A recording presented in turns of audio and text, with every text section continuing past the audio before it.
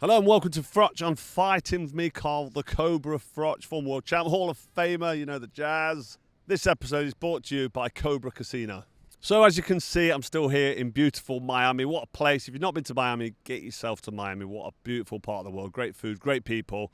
It's just love. I mean, it's December and I'm still on the beach feeling the rays. It's unbelievable. Last night, went to watch Anthony Joshua, Jake Paul. Anthony Joshua did the job in 6 rounds, got Jake Paul out of there.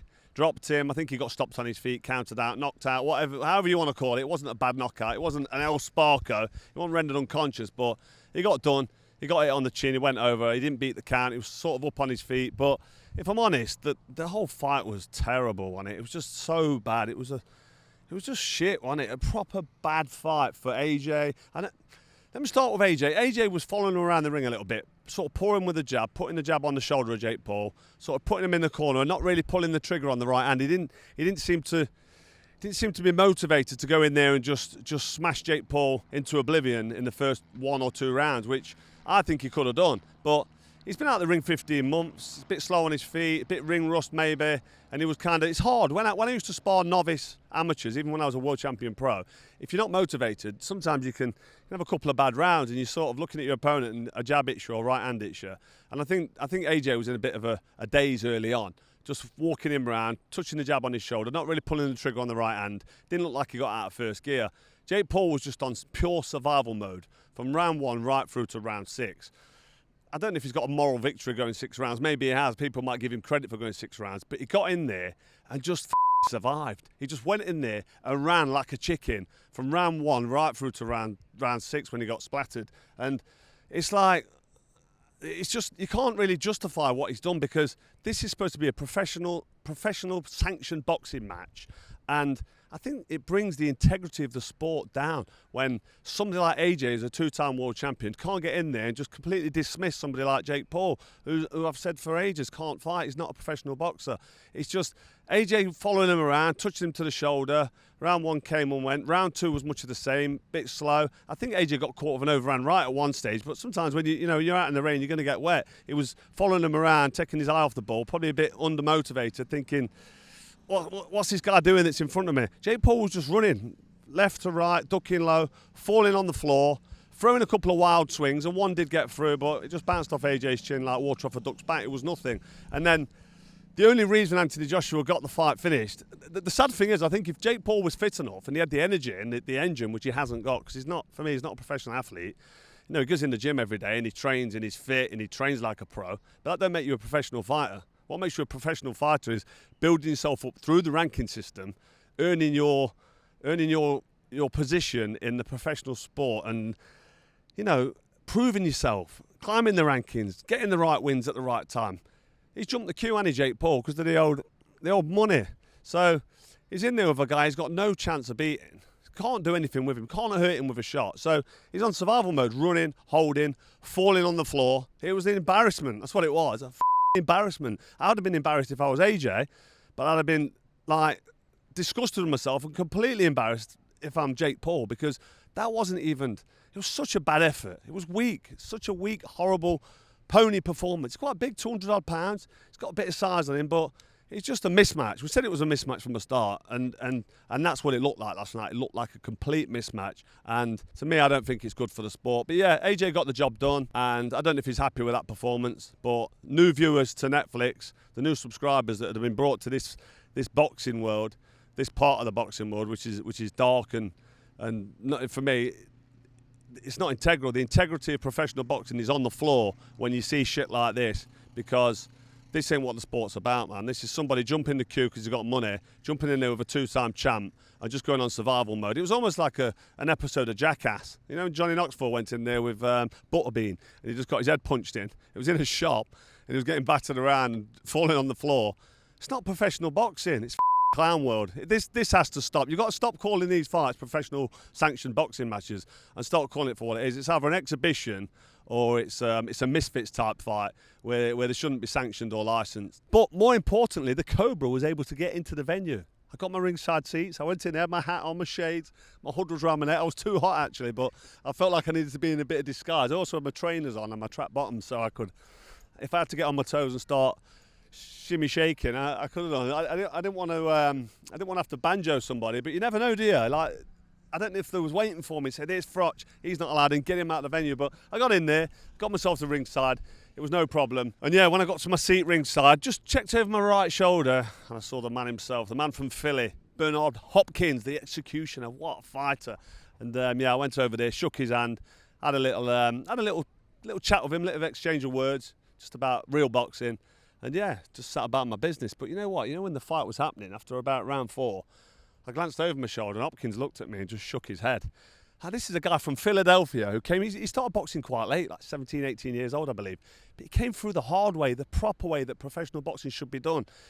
Fighting in gyms, sparring top-level fighters, building through the rankings, learning your trade properly, doing your apprentice in the gym with the sparring sessions, and then building up through the rankings. Like in Britain, we do the area title, then we do the English title maybe, then the British title, then the European. And then if you're good enough, if you've earned your stars and your stripes and your patches on your shoulder, you can say, listen, I'm good enough to challenge for a world title. Then you challenge for the world title, and then the job isn't done then. You still need to be sparring top-level fighters. You've got to defend that title to keep you've got to reign as world champion to get yourself hopefully into the Hall of Fame, like my good self. You know, to get there, you've got to come through a system that works. The ranking system's there for a reason, and Jake Paul just jumped it all away with money. Money just bypassed the whole integrity of the sport. For me, yeah, the integrity of boxing was on its knees last night. You've got a former 2-time heavyweight champion, Anthony Joshua, following a clown around the ring, trying to go in survival mode, like a scene out of like a Jackass, like I said earlier. It's just a fucking piss take that this guy's in there with Anthony Joshua, swinging away, landing. What's he done? He's had 18 minutes and landed 2 shots, and he's gone on survival mode. And there'll be a lot of viewers on Netflix new to this sport for the first time that will think this is professional boxing. This isn't professional boxing. Have a look at some of the execution of Bernard Hopkins fights. Have a look at some of my fights. Have a look at the real sport and see what it takes. It's blood, sweat, tears, heart, soul, guts, dedication. You've got to be motivated, you've got to be disciplined. It's a whole lifestyle to get to the point where you can challenge for a world title. And then because you're ranked and because you come up through the rankings the proper way, the 2 fighters in the ring are, 9 times out of 10 evenly matched, and there's competitive fights and nobody's going to get seriously hurt. Obviously we'll get injuries, we'll get problems in the sport. It's a contact sport, you're always going to get that. But the fights are watchable, the fights are boxing matches. The history of boxing goes back years. It's one of the oldest sports in the world. It's a beautiful sport. But last night wasn't boxing. It was Anthony Joshua following him. I mean, he's been out of the ring 15 months, AJ, and Jake Paul can't fight. But there's no way on this earth should Jake Paul have been in with a former 2-time heavyweight champion. It was a joke. It was an absolute disgrace. And I'm embarrassed for both of them. AJ, to be fair to him, at least he got the job done. He got Jake Paul out of there in 6 rounds, and he's sort of ended the Clown World show. But he'll probably take a lot of positivity from that Jake Paul and his fans that think Jake Paul can box and calling him a pro boxer, because he's gone 6 rounds with the ex-champ. But if they take anything from that, to be honest, just watch it back. He just ran and held, and it was just terrible. But it's difficult. I don't want to give AJ stick, because bottom line is, it's the money. It's money. He's been paid 40 million quid. That's the word around the campfire. 40 million, you're going to take it. And Jake Paul's done what he's done. The Gervonta Davis fight got cancelled, so now he's doubled down and jumped in with Anthony Joshua. But it wasn't a boxing match. It was an absolute joke of a fight. And for me, it's upsetting, because that's professional boxing. There's a new audience coming in, and that's what they're watching, and it's shit. What I will finish on is, you can't serve God and money at the same time. And last night was all about money. And the integrity of professional boxing last night was brought to its knees. And it's sad. It's a sad day for boxing. So after the fight, Anthony Joshua did his interview with some gimp in the ring, and said he wants to fight again. Said he wants to fight Tyson Fury. I mean, I did say to Eddie Hearn a couple of days ago, he's going to fight Jake Paul, make the readies, bad for the sport, but done what he's done. And then he's going to fight Tyson Fury and make even more money. Then he's going to retire, because he can't fight for a world title again. I won't put him back in with Daniel Dubois. I won't put him in with any bona fide world champion. You've got Ajit Kabiel hanging around, and you've got some fighters now coming through. You can't put AJ in with these guys. He's been out the ring 15 months. He just had a move around with Jake Paul, and he looked like he struggled a bit. His timing was off. He looked a bit nervous. He got it with the odd shot. I'm not going to give AJ any stick, because he's been out the ring that long, and Jake Paul came in and he's throwing shots and had a go. But AJ really should have got Jake Paul out of there in 1 round, 2 rounds maximum, and he didn't. The fight with Tyson Fury would still sell. It's still interesting. It's Tyson Fury and AJ. I think it's Manny Pacquiao Mayweather. It's too late. It's Khan Brook. You know, Amir Khan, Kell Brook. It's too late. But if it happens, it'll be a big fight for England. And then what I said will come to fruition. You know, I'll be vindicated. Jake Paul. Then he's going to fight Tyson Fury. And then he'll hang his gloves up, making a fortune. That's his route. He's not going to become world champion again, in my opinion. And that's for Jake Paul. I mean, he said he wants to carry on fighting. Come on, man. You just embarrass yourself for 6 rounds. You can't take any sort of moral victory going 6 rounds with AJ because you just ran. You should have really been able to survive. I think the only reason AJ got him out of there is because he gassed, which ain't good for AJ. Jake Paul was fucked. He was on his arse, blowing out his arse, breathing heavily. Couldn't even stand up at times. And now he wants to continue fighting. Who's he going to fight? Give him a bit of credit for being brave, but there's a fine line between bravery and stupidity. Stupid, jumped in with AJ. Got away with it, didn't he? I mean, I just want to talk about the punch. AJ had a free shot at Jake Paul. When I had a shot at George Groves, and he wasn't a free shot with George Groves, but his chin was there. I lined it up. I threw a little feint. I threw the left hook, check hook, right hand crunch straight on the jaw. Knocked him El Sparko. It was a bad knockout for Groves. His leg was wrapped around his ear hole. He was on the floor in front of 80,000, and he was out. I was a 12-stone fighter. Anthony Joshua, it's like 240 odd pounds in here. It's like 17, 18 stone. And he's got a free shot on Jake Paul. He's hit him with a right hand. It was fast, but for me, there was no power on it. And it's a good job he didn't put the full power on it. If he'd have put the Ngannou right hand on him, it would have done some serious damage and badly hurt him. So, you know, AJ in his head, I think, subconsciously, was just taking his time because he knew what he was in there with. But Jake Paul got away with one there because he was able to jump on the floor and go, ooh. That's why I say jackass, like, oh, I've been hit with a shot. That was a good shot. But he wasn't unconscious, was he? He wasn't knocked out. So he'll now tell everyone that he's gone 6 rounds with the ex-2-time heavyweight champ and talk bullshit. But where does he go from here? What does he do? I'm not even arsed, man. I can't be arsed with this bullshit anymore, this clown world. It's a joke shop. It's just a big fucking... It's just an absolute charade.